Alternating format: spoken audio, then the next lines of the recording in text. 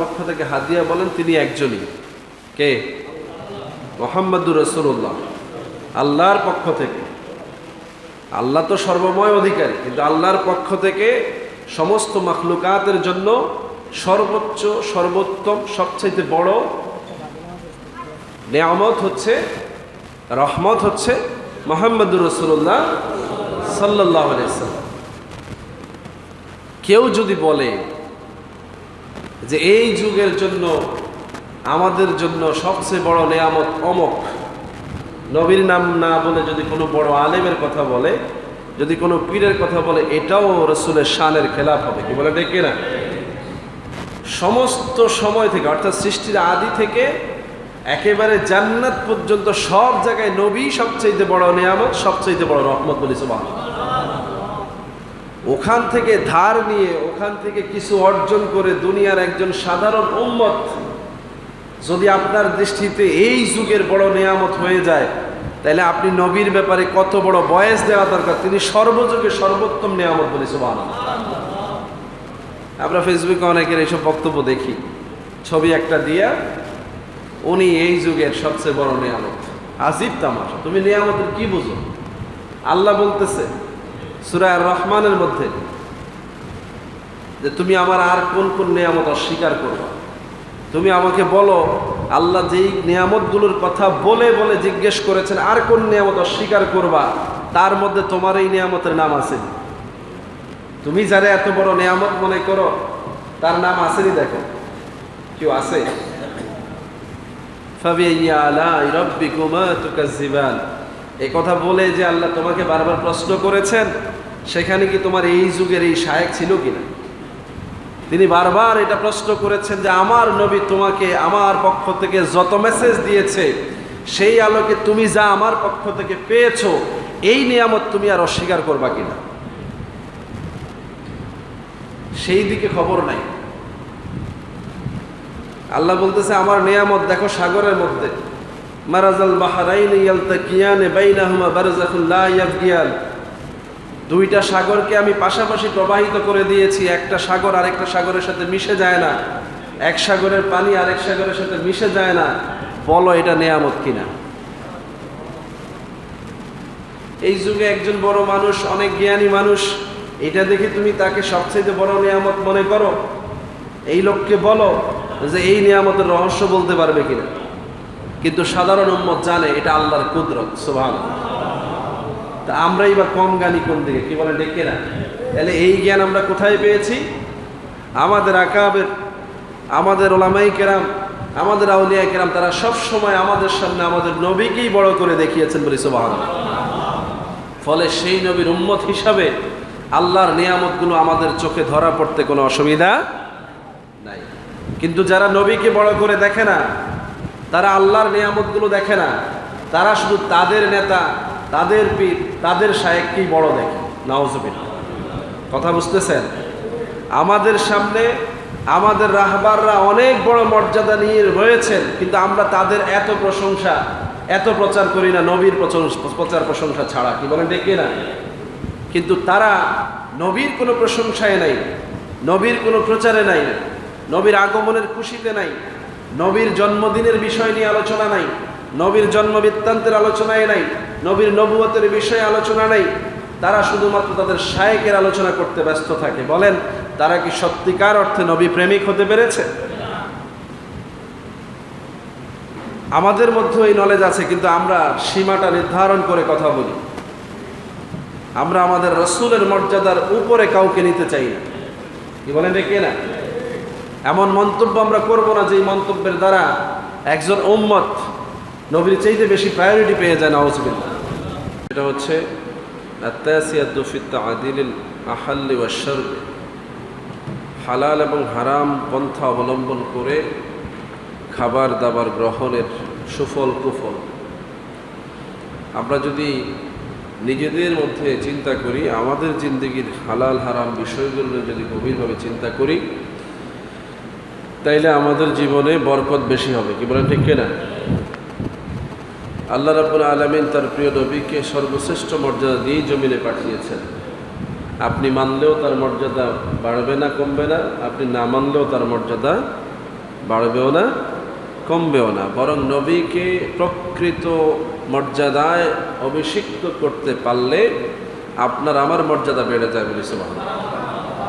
কথা বুঝতে পেরেছেন? এই সহজ কথাটা যদি আমরা বুঝতে পারি তাহলে আমরা অনেক বিষয়ে সহজেই সমস্যা ধরতে পারব। নবীর মর্যাদা নষ্ট কে করবে, কেন করবে? উম্মত কখনো নবীর মর্যাদা নষ্ট করতে পারে না, কারণ উম্মত জানে নবীর মর্যাদার কারণেই উম্মত মর্যাদাবান হয়েছে বলে সুবহানাল্লাহ।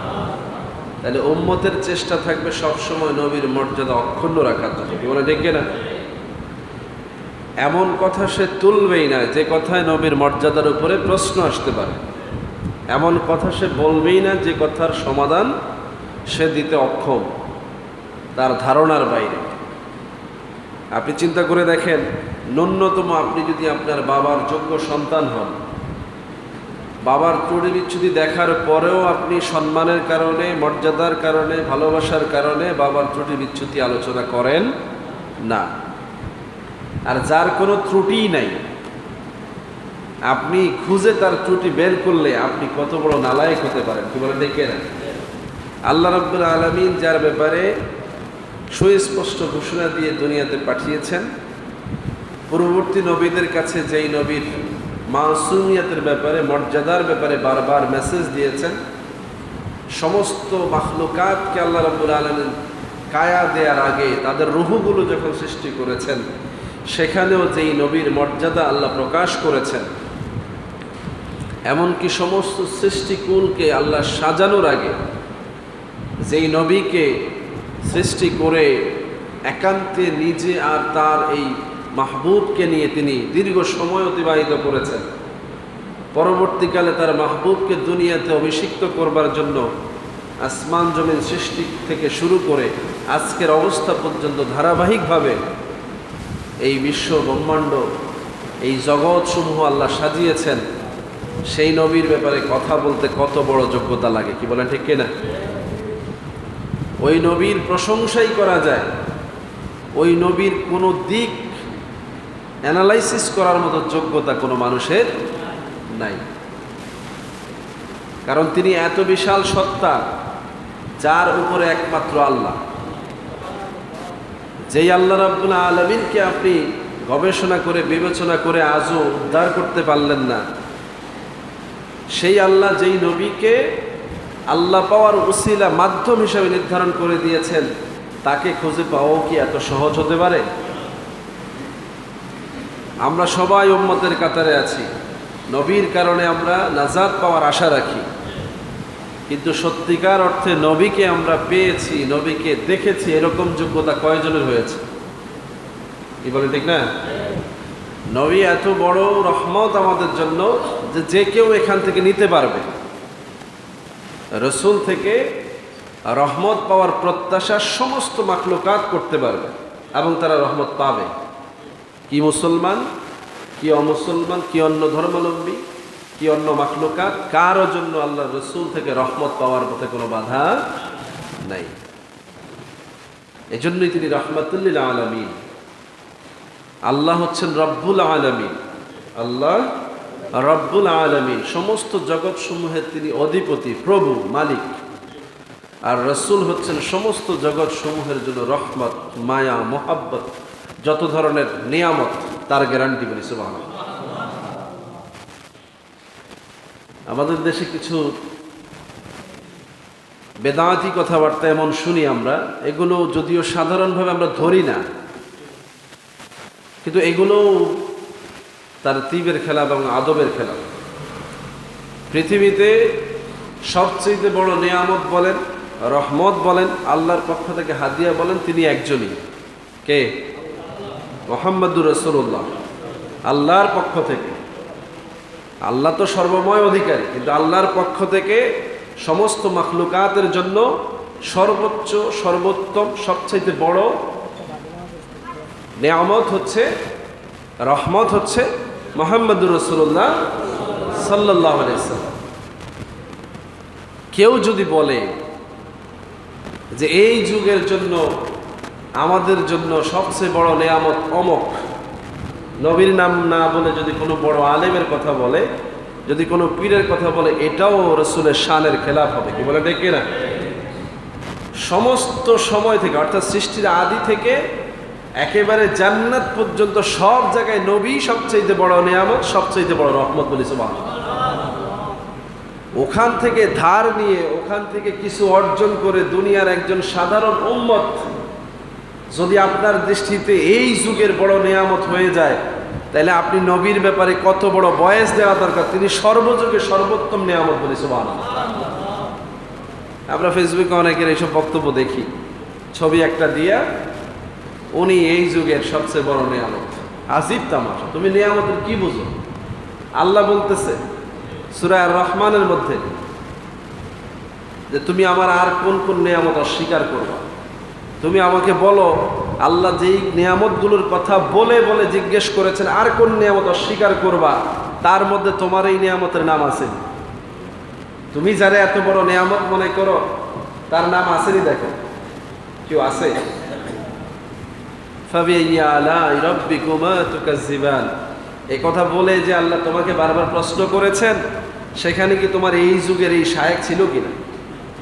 তিনি বারবার এটা প্রশ্ন করেছেন যে আমার নবী তোমাকে আমার পক্ষ থেকে যত মেসেজ দিয়েছে, সেই আলোকে তুমি যা আমার পক্ষ থেকে পেয়েছো, এই নিয়ামত তুমি আর অস্বীকার করবা কিনা? সেই দিকে খবর নাই।